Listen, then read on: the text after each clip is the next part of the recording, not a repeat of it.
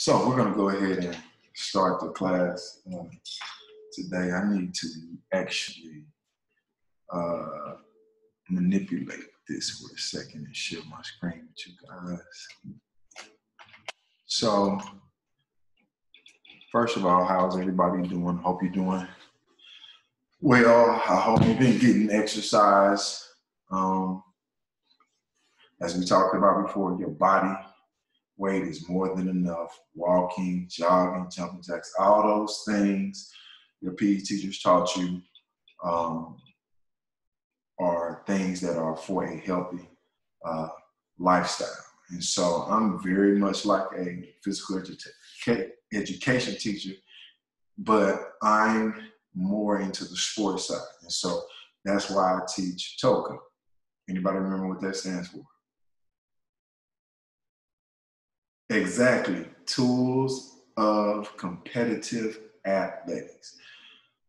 And also, actually, if you're in the arts, if you dance, tools of coordinated arts. So if you're a drummer, you got to move your right hand, do your left hand at certain times, your feet moving on the bass drum, your left knee on the hi-hat, or vice versa, if you're left-handed. You still have to be coordinated to do those. And no matter what it is you're doing or what it is you want to do, in TOCA, one of the things that we say, going from your top of your head to the bottom of your feet, the most important part of your body is your brain, which is why chess is one of my favorite one of my favorite games.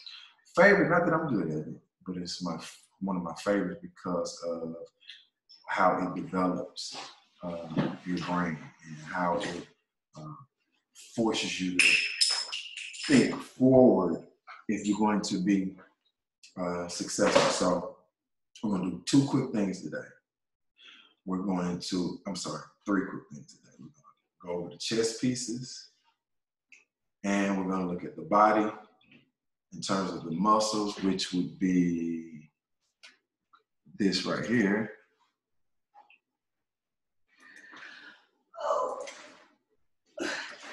The body, we're going to look at the muscles, pecs, chest, lats, trapezoids, triceps, gluteus maximus, hamstring, calf. This is the ankle. That's not really a muscle. I think it's pointing to the Achilles tendon. Do y'all know who Achilles is? Have you ever heard of Achilles? I want y'all to look that up and see what's so important about the Achilles. But let's start with this quick chess lesson. I am by no means a chess master, but I do know the basic objectives. I do know the basic rules of the game, and that's really what I want to introduce you guys to. I mean, most of you already play the web cover than me now. Okay, so this first piece is the little piece on the board, right? It's more of these on the board than any. How many are on the chessboard when you play an official game? 8, exactly, all right? That's called the pawn, P-A-W-N, all right? And let's see if we let's turn this down a little bit so we can we see? No, can't see still, so I have to hold it up. Pawn. Then there is not necessarily order. Now the pawn, we don't even go into movements yet. We'll do movements next on Tuesday. Pawn, all right. The bishop, and the bishop aligns one on the side of the king and one on the side of the queen, right? The bishop, right? See that? All right. And then you have, this is a different color because I'm going bootleg with it. This is the knight, the horse, the only piece in the game that can jump over somebody unless you're doing one of those special moves that's for the advanced chess players. Then you have what we call the rook. All right. See, like also referred to, nickname, castle. That's 4 different pieces. Then you have the most versatile and most powerful piece on the board. Queen. The queen can do more things than any other piece on the board. And finally, the most valuable piece. He's not versatile, but he is the underlying objective of the game. It is to capture someone's king. So I want y'all to think about chess as a old battlefield game where, like checkers, you jump over a piece and then you take it. If you jump over that piece. In chess, if you land on the same square as that piece, you capture it and you take it. All right. So I want y'all to know these pieces for next week. Again, rook. I'm sorry, pawn. The knight, which is the horse. The bishop, the pointy head with the ball on the top. The bishop. The castle or the rook. Right.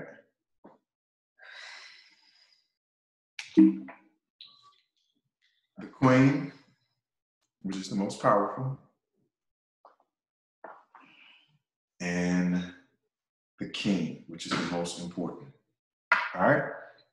So y'all make sure y'all get online. Y'all find a way to look at those pieces and find out and remember what those pieces are. Next week, we'll talk about how those pieces can move. I have some cards that will show you. If your parents have an opportunity, try to go get No Stress Chess, right? Which we play. Remember, we play this quite a bit. I don't know if this is backwards on your board, but it also shows you how to line up. All right? And the initial move. It shows you how the pawn is able to move. All right? And it actually has the name. See? Pawn, rook, knight, bishop. All right? So quickly, I'm gonna go back and share my screen again. I sent your parents already the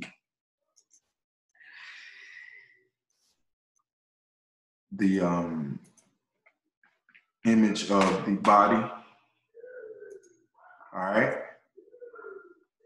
So I want you to kind of do a little research. Find out what these muscles are. I already said them. I'm saying one more time. If your pen is moving fast, you'll be able to get it. If not, I want you to look it up yourself. Name of the muscles. And what we'll do next week, actually over the weekend, I'll send you stretches and exercises that you can do to burn fat, but also build muscle. And I'll also tell you the type of food and nutrients you need to be eating in order for your muscles to grow. In order for your muscles to grow, you heard the saying, no pain, no gain. It's not about hurting, but literally the muscles tear, they break down, and when you feed them, they build back up. And you have to feed them. Water is the most important thing. None of us on earth can live without water, and your muscles can't grow. As you can see, our man over here on the left, right? 1, 2, 3, 4. That's an 8-pack. All right, coach still got a 1-pack right now. I'm working on that, but that's what it is right there. And so we're looking at the trapezoid, tricep, lats, gluteus maximus, aka the butt, hamstring, calf muscle, Achilles tendon, shin, quadricep, right? You see that woven 1, 2, 3, 4, quad. That's what that stands for. This is the abdomen. Now, your abs are broken up into 4 groups. You have upper, lower 3, and obliques. That's the side right there, all right? Bicep and pecs, all right? So one more thing before we get up off of here, quick session. Goals. want you to write down, I would say, how many goals do we want to make sure we get? I don't know what's going on with this. All right, here we go. Goals. Your goals, you should set SMART goals. Not smart as in the opposite of dumb, but SMART as in an acronym. What's an acronym? Right? An acronym is, when you look at it, it spells a word, but each of the letters stand for something. And that's why all the letters are capitalized. And in this particular case, when we talk about you setting a SMART goal, specific, okay? What's a non-specific goal? Oh, I want to be a better basketball player. That's not specific, all right? I want to go from 85% free throw shooter to 90%. That's specific. Not only is that specific, it's measurable, which is the next letter, M. Achievable, all right? You can't even touch the nets today and you say, I want to dunk next Thursday. Anything is possible, but that's not very likely, and I would not consider that, most people wouldn't consider that a SMART goal, okay? So achievable and realistic are counted in the same line. So specific, measurable, achievable, something that can happen in your lifetime and in the time parameters that you look at, that you can actually get to. And then realistic, and again, that's kind of the same thing, but unrealistic would be something like, I want to fly without using any other equipment. I want to fly like a bird in 10 years without using anything. That's pretty unrealistic. Humans can't fly. It's facts. And then time bound.